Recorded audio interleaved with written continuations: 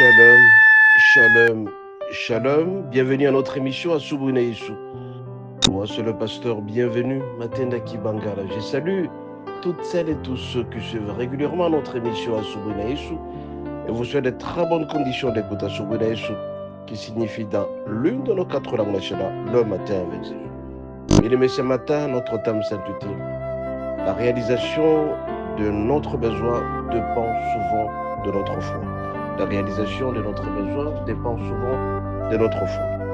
Bien aimé, comme vous le savez, la foi c'est la confiance en Dieu. La foi c'est ce que l'espérance de ce que nous cherchons se soit réalisé dans notre vie. Ça s'appelle la foi. Très souvent l'homme est caractérisé par une multiplicité de besoins. Il a besoin d'une voiture, il a besoin d'une maison, il a besoin d'un mariage, il a besoin des enfants, il a besoin d'une guérison, il a besoin de beaucoup de choses. Mais je vais te dire ce matin que la réalisation de ces dont tu as besoin dépend totalement de ta foi. Nous allons lire à cet effet le passage suivant. Matthieu 8, du 5e au 13e verset, nous lisons au nom de Jésus. Comme Jésus entrait dans Capernaum, et sa tenue l'aborda, il pria et disant, Seigneur, mon serviteur est couché à la maison, atteint d'une paralysie et souffrant beaucoup. Jésus lui dit, j'irai et je le guérirai. Le centenier répondit, Seigneur, je ne suis pas digne que tu entres dans mon toit, mais dis seulement un seul mot et mon serviteur sera guéri. Je répète, mais dis seulement un seul mot et mon serviteur sera guéri. Car moi, qui suis soumis à des supérieurs, j'ai des soldats sous mes ordres. Et je dis à l'un, va, et à l'autre, viens. Il vient et mon serviteur fait cela, il le fait. Après l'avoir entendu, Jésus fut dans l'étonnement et il dit à ceux qui les suivaient, je vous le dis en vérité, même en Israël, je n'ai pas trouvé une seule foi aussi grande comme celle-ci. Or, je vous déclare que plusieurs viendront de l'Orient et de l'Occident et seront à table avec Abraham, Isaac et Jacob dans le royaume des cieux. Mais les fils du royaume seront jetés dans les ténèbres dehors, où il y aura de pleurs et de grossements. Puis Jésus dit au centenier, va, qu'il te soit fait selon ta foi.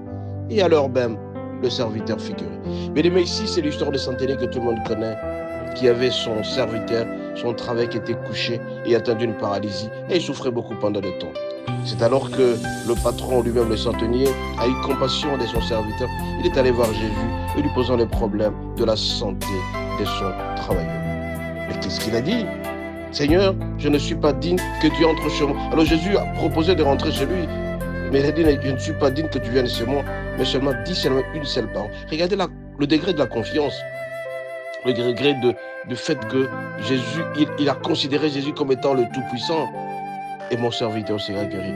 Et toi, mon bien-aimé, très souvent tu as le problème et tu ne sais pas avoir confiance en Jésus, confiance totale en Dieu, pour tout ce dont tu as besoin.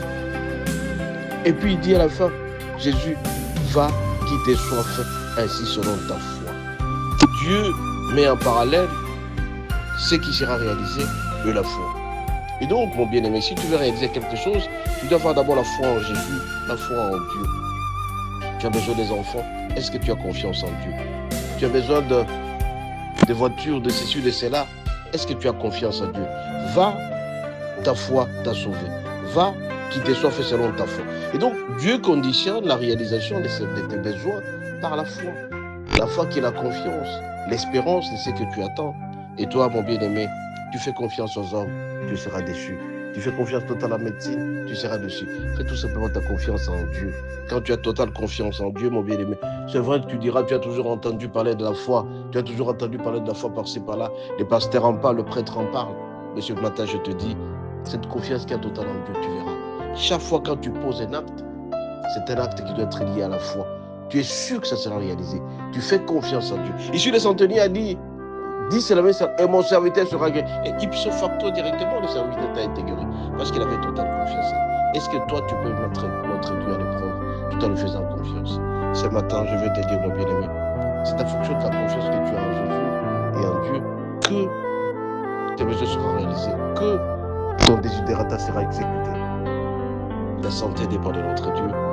Tes biens dépendent de notre Dieu. Tout ce que tu veux faire, mon bien-aimé, dépend de la confiance totale que tu as en Jésus. Ce matin, je vais te dire, augmente la foi en notre Jésus, augmente la foi en Dieu, tu verras que tout marchera normalement.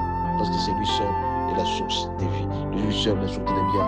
Il n'a jamais été à court de provisions, il n'a jamais été à court de biens. tout ce que tu demandes, Dieu il n'a jamais menti. Il est dit, la fidélité est sa nature. Dieu est fidèle, sa nature est la fidélité. Il ne trompe jamais, il ne ment jamais. Puisqu'il ne ment jamais, mon bien-aimé, tu demandes, il te donnera. Tu es son fils. Soyez richement bénis. À la prochaine. N'oubliez pas de télécharger notre application Asuna et Asuna. Cette application pourra t'aider à écouter encore de plus en plus ta prédication. Soyez richement bénis. À la prochaine.